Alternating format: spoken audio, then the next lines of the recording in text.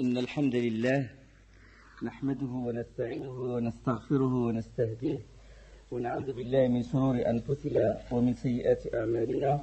من يهده الله فلا مضل له ومن يضلل فلا هادي له، وأشهد أن لا إله إلا الله وحده لا شريك له، وأشهد أن محمدا عبده ورسوله.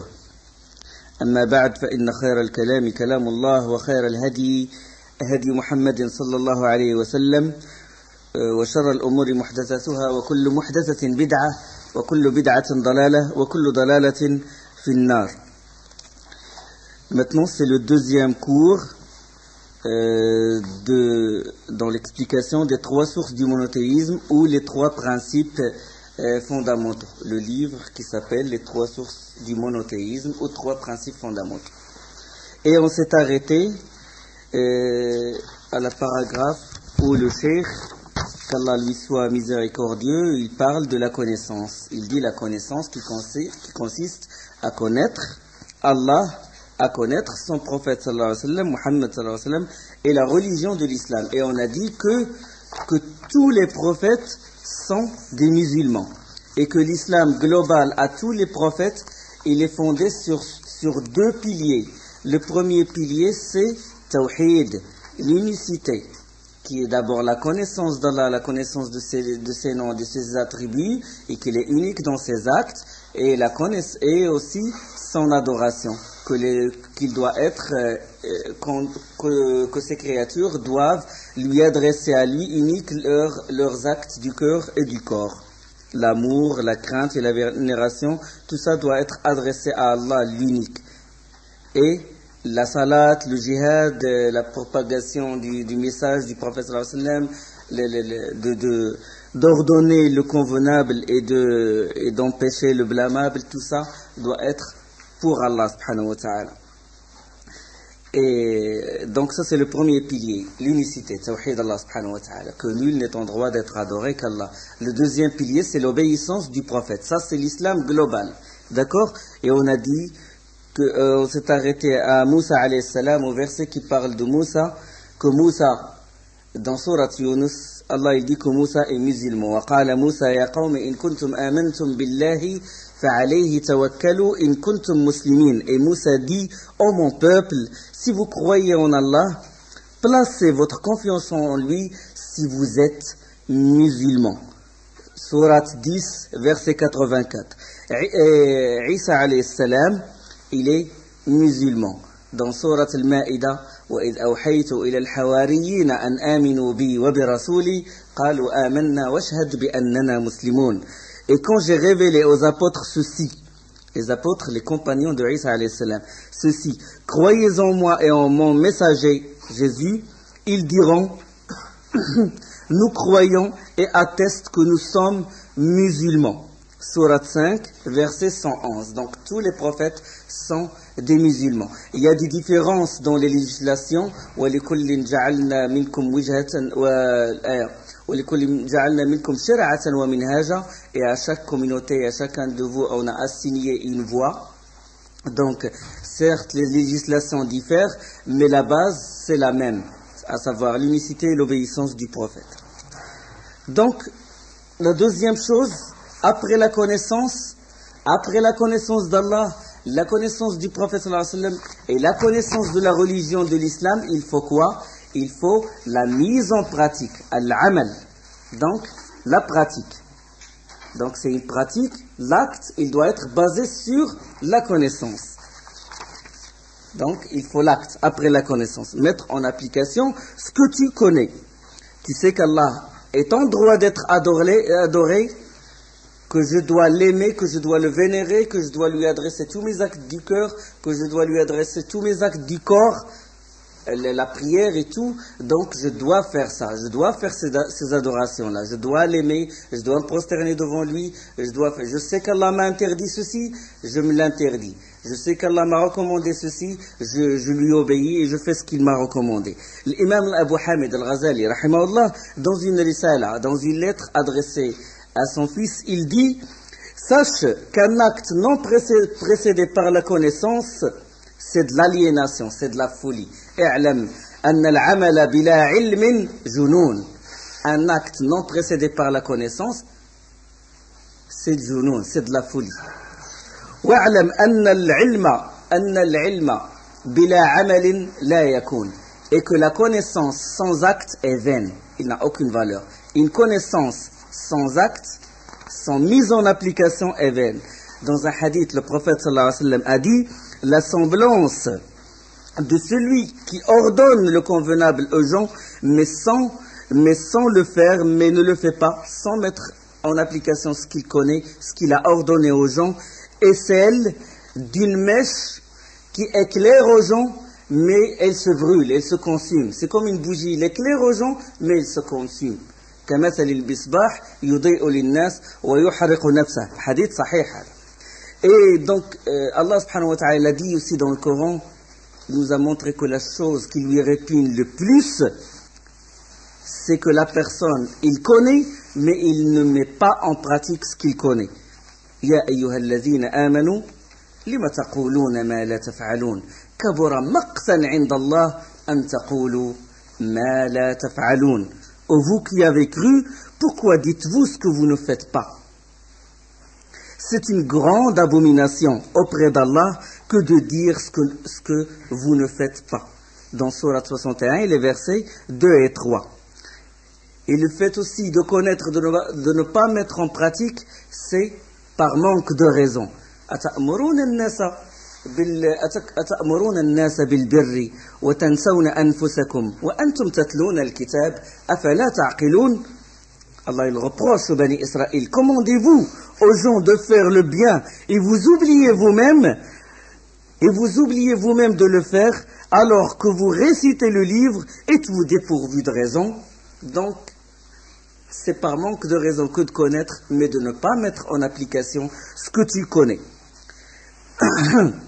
Dans un hadith rapporté par le Bukhari Muslim, un hadith qui secoue les âmes, un hadith selon Osama ibn Zayd radiyallahu anhu, le prophète sallallahu alayhi wa sallam a dit, le jour de la résurrection, on fait venir l'homme pour le jeter dans le feu. Et dans une version, on fait venir le savant pour le jeter dans le feu. Et ses intestins sortent de son derrière. Et il tourne en les traînant après lui comme tourne l'âne autour du moulin. Regarde comment il nous décrit, le prophète sallallahu alayhi wa sallam, l'état de cet homme-là. Autour du moulin. Les gens de l'enfer se rassemblent alors autour de lui. Et lui disent, oh un tel, qu'est-ce qui t'arrive? N'est-ce pas toi qui commandais le bien et interdisais le mal? Ça c'est sur terre. Et il répond, si, j'ordonnais en effet le bien, mais sans le faire moi-même, et j'interdisais le mal tout en le faisant. Yulqa fi an-nar.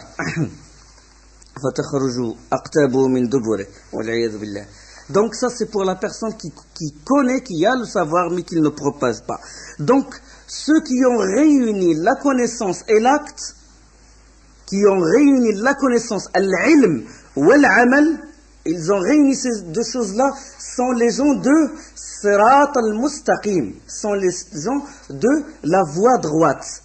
On dit dans le Coran, Ihdina Sirat al-Mustaqim, guide-nous dans le droit chemin. Sirat al-Lazina an'amta alayhim, le chemin de ceux que tu as comblés de faveur. Dans un autre verset de Surat Nisa, وَمَنْ يُطِعِ اللَّهَ وَرَسُولَهُ, celui qui obéit à Allah et son envoyé, فَأُولَٰئِكَ مَعَ الَّذِينَ أَنْعَمَ اللَّهُ عَلَيْهِمْ, ceux-là seront avec ceux qu'Allah a comblés de faveur. مِنَ النَّبِيِّينَ, parmi les prophètes, وَالصِّدِّقِينَ, les véridiques, وَالشُّهَدَاء, من النبيين والصديقين والشهداء, les martyrs, والصالحين, et les vertueux. Donc ceux-là, Allah a comblé de faveur. Donc on invoque Allah dans le Fatiha, on dit Ihdina as-sirat al-mustaqim, guide-nous dans le droit chemin, le chemin de ceux que tu as comblés de faveur. Et on l'implore qu'il nous épargne le chemin de ceux qui ont encouru sa colère et aussi le chemin des égarés. Ghayril maghdubi alayhim waladdallin. D'accord? La ilaha illallah, négation. Non pas la voie des égarés, non pas la voie de ce que tu as encouru, tu as affligé ta colère. Non, affirmation illallah avec ceux que tu as comblés de tes faveurs. D'accord? Ghayr al-maghdoub. Donc il y a wala wal bara, il y a l'alliance et le désaveu. Même dans le Fatiha, il y a tawhid, il y a l'unicité. Donc il y a affirmation, guide-nous dans le droit chemin avec ceux que tu as comblés de faveurs, affirmation. Et puis après, négation. Ghayri, non. Non pas la voie de ceux qui ont encouru ta colère ou ceux qui ont égaré. D'accord? Donc la voie droite où il y a la connaissance et la mise en pratique, c'est la voie, c'est Sirat al-Mustaqim. Donc ceux qui ont encouru la colère d'Allah, c'est qui? Ce sont qui? Ce sont les Juifs. Les Juifs. Pourquoi? Parce qu'ils avaient le savoir, ils avaient la connaissance, mais ils n'ont pas mis en pratique leur connaissance. Ils n'ont pas suivi le prophète, les prescriptions de Moussa alayhi salam et après de Isa alayhi salam, puisque Isa il a été envoyé au fils d'Israël. Donc les Juifs ont désobéi à leur prophète. Ils ont eu le savoir, mais ils n'ont pas mis en pratique leur savoir. والذين آتيناهم الكتاب يعرفونه كما يعرفون أبناءهم وإن فريقا منهم لا يكتمون الحق وهم يعلمون. Allah il dit dans sourate Al-Baqarah, ceux à qui nous avons donné le livre le reconnaissent comme ils reconnaissent leurs enfants. Or une partie d'entre eux, une partie d'entre eux cache la vérité alors qu'ils le savent.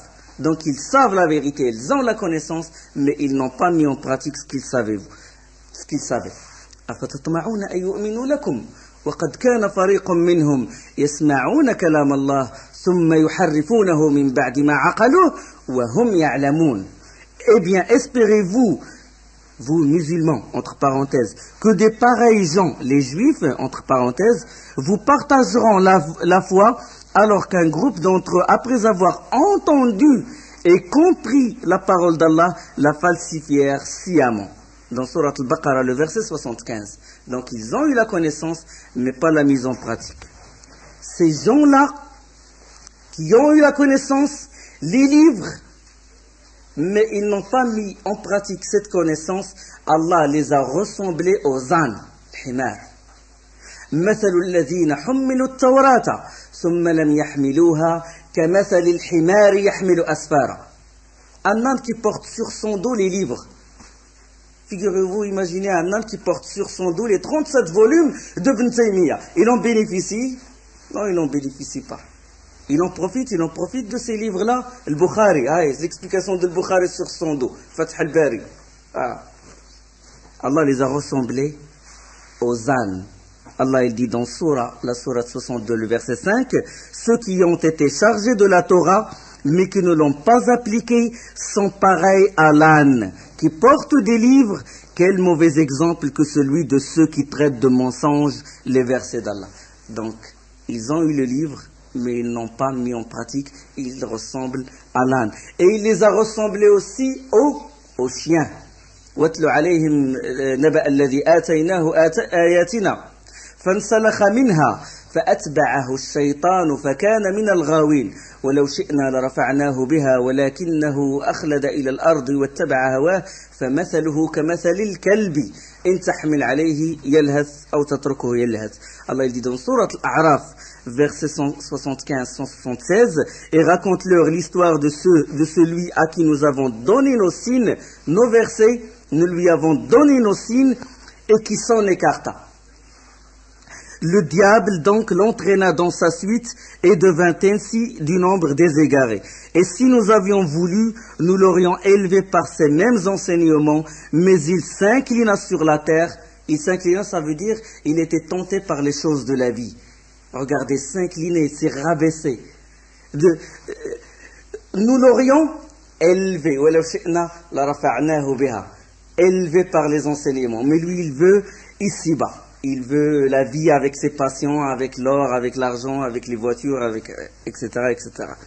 Mais il s'inclina vers la terre et suivit sa propre passion. Il est semblable à un chien qui allaite si tu l'attaques et qui allaite aussi si tu le laisses. Donc celui qui qui a la connaissance mais qui ne met pas en pratique ses connaissances, il risque qu'il tombe dans la condamnation de ces deux versets, qu'il risque d'être soit comme un âne ou comme un chien. Donc la voie droite, connaissance et mise en pratique. Pas la voie de ceux qui ont encouru la colère d'Allah, ils ont eu la connaissance mais ils n'ont pas appliqué. Et pas aussi la voie de ceux des égarés, dalin. Les égarés c'est quoi? C'est des gens qui ont adoré Allah avec ignorance. Ils se sont retranchés dans les églises, dans les oratoires, dans les mosquées, ils sont éloignés de la vie pratique. Et ils ont adoré Allah, ils ont dépassé l'extrême dans leur adoration, et ils ont adoré Allah selon leur passion, pas selon les prescriptions de leur prophète. D'accord? Donc, ils ont adoré Allah avec ignorance. Les égarés, parce que leurs actes de dévotion ne sont pas conformes à la sunna. Celui dont les actes de dévotion qui innove un dhikr, où son cheikh lui apprend un dhikr, il va dire toute la nuit tu vas réciter ce dhikr-là jusqu'au matin. Et il transpire le pauvre, ce dhikr-là n'a aucune base dans la religion, n'a aucune base dans la sunna, ni dans le Coran, ni dans la sunna.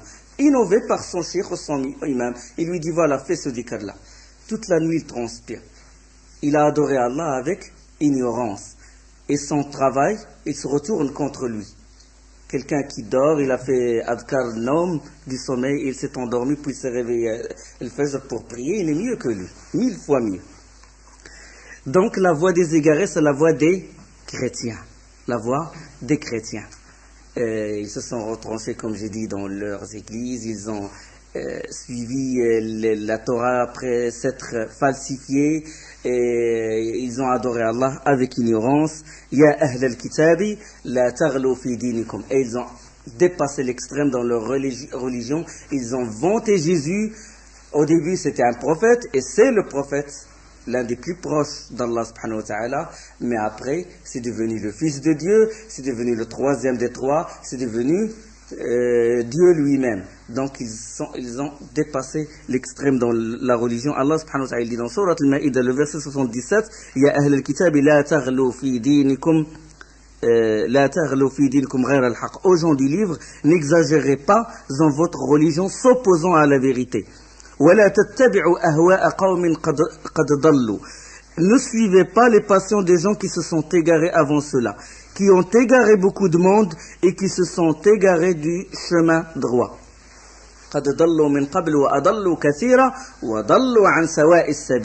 Donc, ils étaient égarés et Allah nous dit de ne pas suivre leur voie. Donc, ils ont suivi les égareurs. Ils ont vanté, comme je dis, Isa alayhi salam. Voilà. Quand on fait un acte qui n'est pas conforme à la sunna, il est vain. Il n'a aucune considération auprès d'Allah subhanahu wa ta'ala. D'accord? Et quand on tombe dans l'association, quand ils ont associé Isa alayhi salam avec Allah, toutes leurs œuvres sont vaines. Même s'ils font du bien, même s'ils souffrent toute leur vie, du moment qu'ils ont associé avec Allah subhanahu wa ta'ala dans l'adoration ou dans sa seigneurie, Allah il n'accepte rien d'eux. D'accord? لقد كفر الذين قالوا إن الله هو المسيح ابن مريم. Certes, sans mécréants sont ceux qui ont dit que Dieu c'est le fils, Dieu c'est Jésus fils de Marie. لقد كفر الذين قالوا إن الله هو المسيح ابن مريم. Que Allah c'est le Messie fils de Marie. وقال المسيح, et le Messie a dit, يا بني إسرائيل, aux fils d'Israël, aux enfants d'Israël, اعبدوا الله ربي وربكم, adorez Allah qui est mon Seigneur et qui est votre Seigneur. إنه من يشرك بالله, celui qui associe à Allah, فقد حرم الله عليه الجنة, Allah lui interdit le paradis. ومأواه النار, et l'enfer sera sa demeure. وما للظالمين من أنصار, et pour les injustes, point de secoureur. Donc celui qui est associé avec Allah, وَقَدِّمْنَا إِلَى مَا عَمِلُوا مِنْ عَمَلٍ فَجَعَلْنَاهُ هَبَاءً مَنْثُورًا. Celui qui est associé avec Allah, Allah qu'est-ce qu'il dit? Nous avons considéré l'œuvre qu'ils ont accomplie et nous l'avons réduite en poussière éparpillée. Il souffre toute sa vie et tout ce qu'il a fait du bien, il a aidé les gens, il a eu la pitié envers les gens, mais il a commis la plus grande injustice, qui est pire que le crime, qui est pire que toute autre chose, c'est d'associer avec Allah. Il a touché à la souveraineté d'Allah subhanahu wa ta'ala. Allah ne lui pardonne pas. À quoi ça sert de courir à droite et à gauche, de souffrir, si les actes qu'on fait ne sont pas conformes à la sunna ou si ils ne sont pas, c'est-à-dire ils ne sont pas précédés par la connaissance. La personne, il croit qu'il est en relation avec Dieu, il se sent concentré, il se sent alors qu'il est dans l'égarement. Pourquoi? Parce que ces actes n'étaient pas précédés par la connaissance. هل أتاك حديث الغاشية. Allah dit dans le Coran. هل أتاك حديث الغاشية. T'est-elle parvenue la nouvelle de l'occultante, l'enfer? وجوه يومئذ خاشعة. Des gens dont les visages étaient auparavant dans l'humilité. Khushu', ils avaient le khushu'. عاملة, préoccupés, toujours occupés par le travail. ناصبة, souffrant, actifs et souffrants. Tasla nar al-hamiyya, brûleront le jour, ce jour dans un feu ardent. Comment? Dans l'humilité. Et ils travaillent et ils souffrent jour et nuit. Et Allah, il les met, il dit khashi'a, humilité. Ils ont de l'humilité, ils étaient concentrés et tout. Pourquoi? Parce que leurs actes n'étaient pas conformes aux prescriptions du prophète. Et leurs actes n'étaient pas précédés par la connaissance. C'est un faux khushu', c'est une fausse humilité. L'imam Ahmed, Al-Nasa'i, Al-Darimi et Ibn Abi Hatim, Al-Hakim et d'autres, selon Ibn Mas'ud a dit, radiyallahu anhu, que le prophète sallallahu alayhi wa sallam traça une longue ligne. Il traça comme ça, une longue ligne et dit, voici le chemin d'Allah tout droit. Le prophète sallallahu alayhi wa sallam, il est en train d'expliquer aux compagnons, de faire une séance de travaux pratiques aux compagnons et il leur éclaircit, voilà la voie d'Allah, comment il doit être. Il traça une longue ligne comme ça, une longue ligne, et ensuite il traça à droite et à gauche de cette ligne, hadith il est sahih, des petites lignes sur la droite et à gauche de cette ligne qui est droite et qui est longue. Il dit, voici les chemins sur lesquels se tient le diable. Il a tracé une ligne droite, il a dit, voilà, hada saratullah, la voie d'Allah. Et puis il a mis à côté des petites lignes, comme ça. Et il dit, à la tête de chaque ligne, il y a un diable qui exhorte les gens d'emprunter sa voie. Qui exhorte les gens d'emprunter sa voie. Ça veut dire qu'il veut dévier les gens de la voie droite qui est longue et il veut les emmener vers les autres voies. Et puis il récita le verset. Voilà, le prophète sallallahu alayhi wa sallam, il a expliqué le verset par, ça veut dire par la parole et par l'acte. Il leur a expliqué le verset du Coran. Parce que le prophète, il explique ce qu'il y a dans le verset. Il explique le Coran, il a expliqué le Coran aux compagnons. D'accord? L'ayah. وأنزلنا إليك الذكر لتبين للناس ما نزل إليهم ولعلهم يتفكرون. Allah il dit, et vers toi nous avons fait descendre le Coran pour que tu exposes clairement aux gens ce qu'on a fait descendre pour eux et afin qu'ils réfléchissent. D'accord?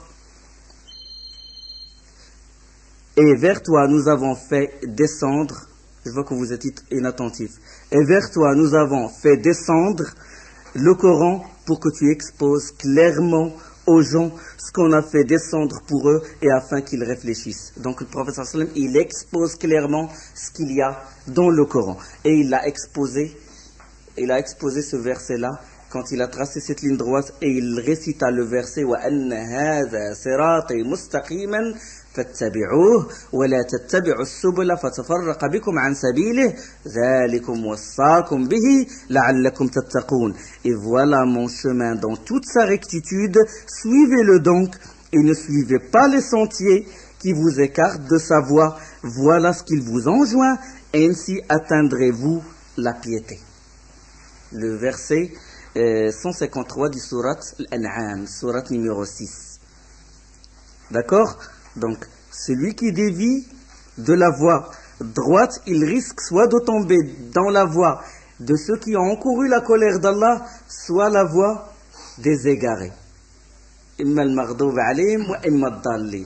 D'accord? Ce hadith-là, il est en parfaite harmonie, ou ce verset-là, avec le hadith qui l'explique, il est en parfaite harmonie avec un autre hadith. C'est hadith al-Firaq. Le prophète sallallahu alayhi wa sallam a dit, et ma communauté va se scinder en 73 groupes, tous en enfer, sauf un seul groupe, c'est le groupe sauvé. C'est celui qui va suivre la voie droite qui est longue. Et les longues, hein, il a tracé et c'est long. C'est plus long que les autres. Long, il faut l'effort. Il faut beaucoup d'efforts dans la connaissance, il faut beaucoup d'efforts dans la mise en pratique, il faut beaucoup d'efforts dans la propagation et beaucoup de patience. Et les autres voies, c'est des voies qui sont faciles. Pourquoi? Parce qu'ils sont pleins d'ambiguïté et de passion. D'accord? Les voies des égarés et les voies de ceux qui ont encouru la colère d'Allah subhanahu wa ta'ala. Donc 73, le prophète sallallahu alayhi wa sallam dit ma communauté, ça veut dire qu'ils ne vont pas s'éterniser en enfer. Attention, ils ne vont pas s'éterniser en enfer. Les 72 qui ont dévié de la voie droite. D'accord? Mais ils risquent l'enfer et plus ils s'éloignent de la voie droite, plus ils sont proches de l'enfer. D'accord? Plus ils sont proches de l'enfer. Mais le groupe sauvé, l'enfer, en gros, l'enfer ne le touchera pas. Il sera sauvé. Les savants, ils disent sauvé, ça veut dire sauvé des bid'ah, des innovations ici-bas, et sauvé de l'enfer dans l'au-delà. D'accord? Et ma communauté va se scinder 73 groupes, tous en enfer, sauf un groupe. Ils dirent dans un autre hadith, ajouté à ce hadith-là, quel est ce groupe? Menhum ya Rasulallah, le prophète sallallahu alayhi wa sallam a dit, sur quoi je suis moi et mes compagnons. Voilà, la sunna du prophète sallallahu alayhi wa sallam, et comprendre cette sunna, comprendre le Coran, comment l'ont compris les compagnons du prophète sallallahu alayhi wa sallam, parce qu'ils ont vécu avec le prophète sallallahu alayhi wa sallam, et ils ont donné leur sang pour que la loi d'Allah s'applique, et pour que les versets d'Allah s'appliquent sur toute la péninsule et sur tout le monde. Et c'est eux qui comprennent mieux le Coran et la Sunna, mieux que nous. Donc le groupe sauvé, il suit le Coran, la Sunna du prophète sallallahu alayhi wa sallam et selon la compréhension des compagnons, comme j'ai dit. Donc, ceux qui ont dévié, en gros, ceux qui ont dévié, celui qui dévie du Coran et de la Sunna, de la preuve, de l'argument solide, authentique, il se base sur quoi? Il se base soit sur la raison. Il dit ce hadith-là, il ne rentre pas dans ma tête. Aristote, où il a, comme ce qui s'est passé après les 3 meilleurs siècles, qu'est-ce qu'ils ont fait? Ils ont traduit la philosophie grecque et ils ont extrapolé la philosophie grecque et les règles d'Aristote sur le dogme religieux. Et il dit ce verset-là, ou ce hadith-là, il n'est pas conforme à la raison de son père qui est Aristote, et il rejette le texte. D'accord? D'accord? Et ils ont nié les attributs d'Allah, et ils ont nié beaucoup de choses. Et ils ont nié qu'Allah il est au-dessus des cieux, ils ont nié la main d'Allah, il dit parce que la main c'est un membre, et ça il ne faut pas l'attribuer à Allah, parce que Allah ce n'est pas une substance, ni ce qui advient à la substance, et ils ont mélangé la philosophie avec la religion, et ils ont utilisé en premier la raison, mais pas la raison pure, la raison fausse, touchée avec les ambiguïtés. Sinon, comme a dit Ibn Taymiyyah, tous les versets, toutes les lois d'Allah et tous les versets d'Allah, ils sont en parfaite harmonie avec la raison de l'homme sensé. D'accord? Donc eux, ils ont mis en premier la raison. Tout ce qui est conforme à la raison, ils le prennent. Tout ce qui n'est pas conforme, ils le rejettent. Même si c'est un hadith authentique, même s'il est rapporté par le Bukhari, la raison, c'est la raison qui prédomine. C'est la voie des Mu'tazilites et les sectes qui les ont suivis. Les autres, qu'est-ce qu'ils ont? Les autres, ils n'ont pas utilisé la raison. Donc, qu'est-ce qu'ils utilisent? Le goût, le goût. Ils se sentent tranquilles quand, même si c'est un hadith da'if, ils disent je sens ce hadith. Non, mais haddathana fulan, la chaîne des rapporteurs, c'est un hadith da'if. Les rapporteurs de ce hadith-là, c'est des hommes, il y a des menteurs dans la chaîne des rapporteurs. Les savants, en fait, les savants qui s'occupent de la critique des hommes et qui cherchent le hadith et qui ont voyagé, qui ont souffert et tout, ils ont déduit, conclusion, ce hadith est da'if. Il dit non, moi j'ai senti qu'il est bon. le sentiment, le goût, le kashf. Tu vois, c'est la voix des soufis. D'accord? La voix des soufis. Vous, les gens du hadith, vous prenez vos hadiths des morts. حدثنا شعبة قال حدثنا قتادة. Nous, on le prend directement du prophète sallallahu alayhi wa sallam. D'accord? Tijani, Shadili, il dit, moi j'ai vu directement le prophète sallallahu alayhi wa sallam, coréen. Et il m'a dit, voilà ce dhikr, apprends-le aux gens. Tu le trouves dans le Bukhari, dans Muslim, dans Nasa'i, dans Tirmidhi? Non, je ne le trouve pas. Et comment? Aucun compagnon nous a dit telle chose, nous a rapporté tel dhikr ou tel acte de dévotion ou telle adoration. Non, mais moi je l'ai vu. Des siècles plus tard, il a vu le prophète sallallahu alayhi wa sallam et il a reçu les enseignements de lui. Et le prophète sallallahu alayhi wa sallam, il a dit, je n'ai laissé aucune chose qui vous éloigne de l'enfer et qui vous rapproche du paradis sans que je vous l'ai recommandé. Donc tout ce qui nous rapproche du paradis, le prophète sallallahu alayhi wa sallam l'a enseigné aux compagnons. Tout ce qui est donc, nous on se base sur le texte. On est dit musulmans, ça veut dire soumis à quoi? Soumis au texte authentique. Chaque fois que le texte est authentique et que les savants nous ont dit que ça c'est la parole du prophète sallallahu alayhi wa sallam, nous dit sami'na wa ata'na innama kana qawlu al-mu'minina idha du'u ila Allah wa rasulihi liyahkuma baynahum ay yaqulu sami'na wa ata'na. La seule parole qui appartient aux croyants, c'est quand ils entendent, quand ils se remettent au jugement du prophète d'Allah et son prophète, c'est de dire nous avons entendu et nous avons obéi. D'accord? Les autres, soit la raison, prééminence de la raison, ou le goût, ou le kashf. J'ai vu le prophète sallallahu alayhi wa sallam, il m'a dit que ce hadith est sahih. Ah, khlas. Le Bukhari, il n'a aucune valeur. Muslim n'a aucune valeur. Les savants qui veillent la nuit, qui travaillent, font des voyages et qui souffrent et tout, n'ont aucune valeur. Ah, lui, qu'est-ce qu'il a fait? Et il a vu le prophète sallallahu alayhi wa sallam. Le prophète sallallahu alayhi wa sallam lui a dit que ce hadith, il est sahih. Je l'ai découvert. Tu vois? Donc, ceux qui sont éloignés de la voie droite d'Allah, ils ont utilisé soit la raison, ils disent ce hadith il est impossible qu'il soit authentique. Comment ça se fait qu'il soit authentique? Ça ne rentre pas dans ma tête. D'autres ils disent ce hadith il est sahih et tout parce que je l'ai senti. D'accord? Et ils tombent dans un groupe, ils tombent dans une secte, et quel est la rôle? Ils se réunissent autour de quoi? De la ilaha illallah Muhammad Rasulullah? Non, ils se réunissent autour de quoi? Du goût, autour du sentiment. Surtout si c'est mélangé avec l'odeur du misk et du thé et avec des cacahuètes, ça donne une bonne ambiance. Et il va être attaché au groupe par un fil qui est plus mince que le fil de la toile d'araignée. D'accord? Regardez l'importance de l'aqidah. Tandis que le vrai musulman, il s'accroche al-jama'a au groupe parce que ce groupe se réunit autour de la ilaha illallah Muhammad Rasulullah. Donc s'il est mis à l'épreuve, la ilaha illallah, il est enraciné dans son cœur. Personne ne peut l'enlever. Si tout le monde s'égare, il lui seul, il reste, il s'accroche. Mais celui qui se réunit avec un groupe juste par question du plaisir, de tranquillité et de sérénité, du moment qu'il est mis à l'épreuve, ça y est, il est perdu. Parce qu'il n'a pas, la ilaha illallah, il n'est pas enraciné dans son cœur, comme a dit Allah subhanahu wa ta'ala, مثل كلمة طيبة كشجرة طيبة. La semblance d'une bonne parole, l'explication bonne parole. Revenons aux exégètes aux compagnons au début et tabi'in, ils disent kalima tayyiba, la bonne parole, c'est la ilaha illallah. Kamathali shajaratin tayyiba, la bonne parole, comme a dit Allah subhanahu wa ta'ala dans surat Ibrahim, ressemble à un bel arbre. Shajaratin tayyiba. Asluha tabit, elle a des racines qui sont fermes et qui tiennent bien. Et ses branches vont vers le ciel. La ilaha illallah, c'est comme ça. Et il donne ses fruits à chaque fois, par la permission de son Seigneur. Donc c'est ça la ilaha illallah. Il a une racine et les branches vers le ciel et il donne des fruits. Par la propagation, par la transmission de tout ce qui est convenable, etc.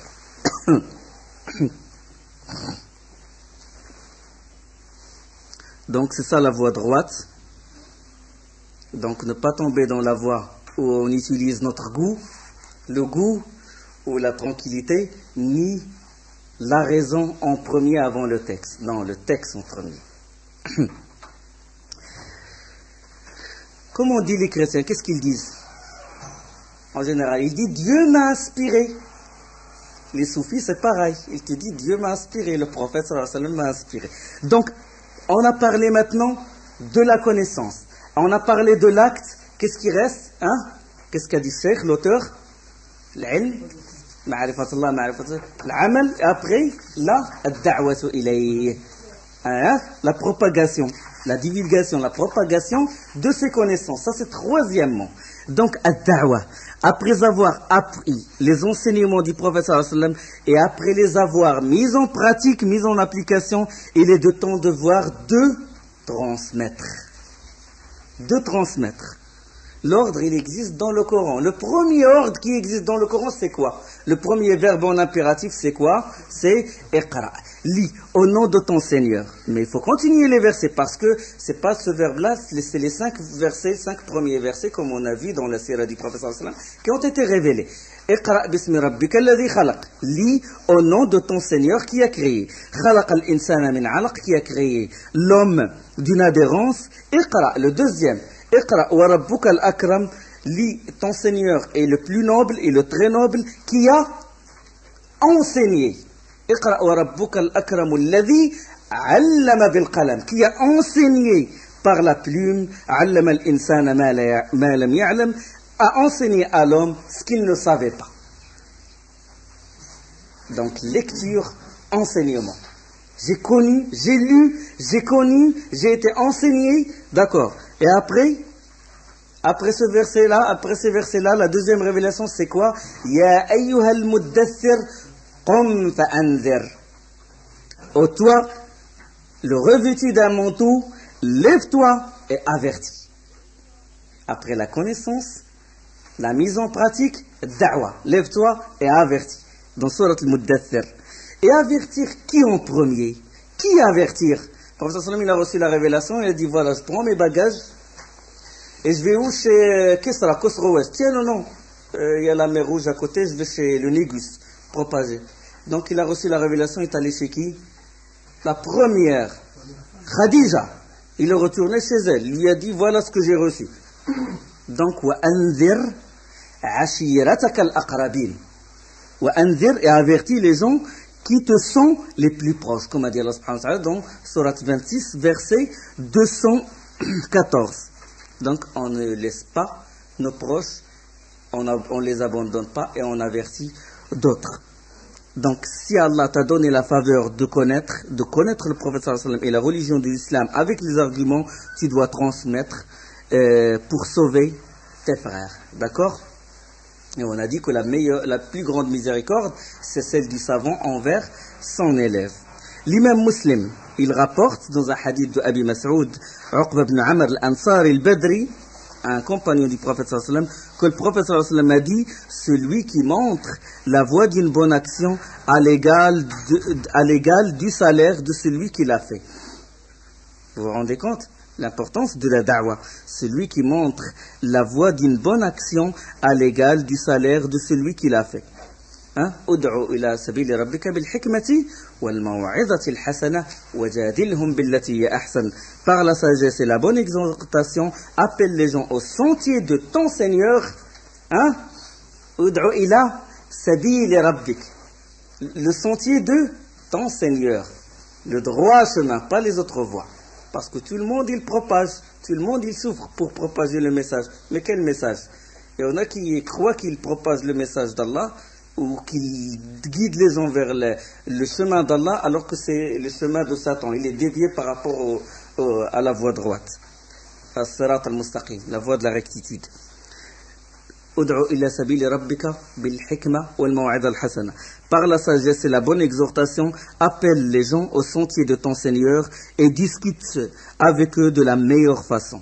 Donc c'est dans Surat al-Nahl, Surat 16 et verset 125.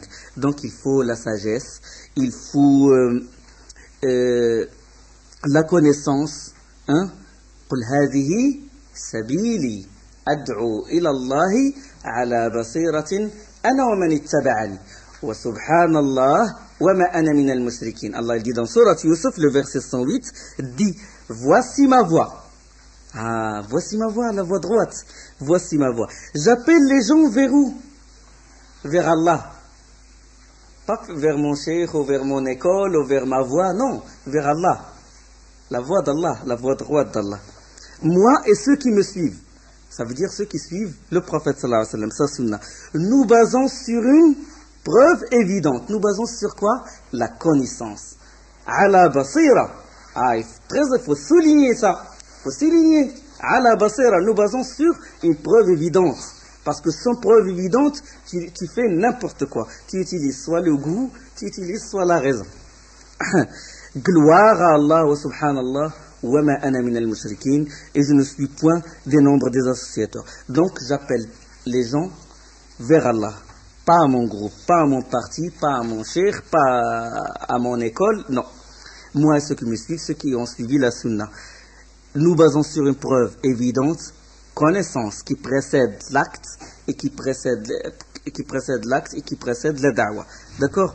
Donc si tu es ignorant et tu veux propager, tu veux transmettre avec ignorance, là tu tombes dans les filets de Satan. D'accord? Au lieu de guider les gens, tu risques de les égarer. L'imam Muslim, il rapporte hadith d'Abu Huraira. Le prophète sallallahu alayhi wa sallam a dit: celui qui appelle à une voie se voit attribuer l'égal du salaire de tous ceux qui la suivent, sans pour autant rien diminuer de leur propre salaire. Très important ça. Et celui qui appelle à une voie d'égarement se voit infliger l'égal des péchés de tous ceux qui la suivent, sans pour autant rien diminuer de leur propre péché. Le danger de propager une innovation ou de propager quelque chose sans connaissance. On s'arrête là, Inch'Allah, et on continue après. L'asr wa subhanakallahumma bihamdik, ashhadu an la ilaha illa ant, astaghfiruka wa atubu ilayk.